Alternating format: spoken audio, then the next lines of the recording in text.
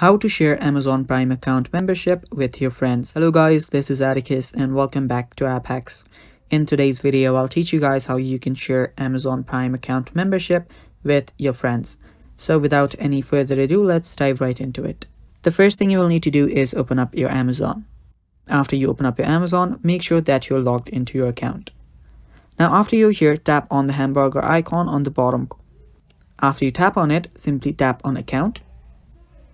And after you're on your account's settings, scroll down till you find the account settings section where you will find manage your household. Tap on manage your household and here you will see an option to add your adults.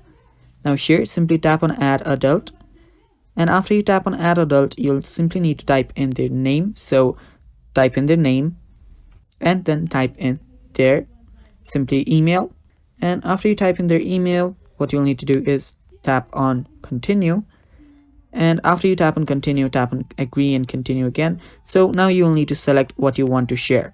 After you select all of that, tap on continue again and you're basically good after you send the invite. And that is basically how you do it guys, and that is all for the video. Thanks for watching, stay tuned for more, and bye bye.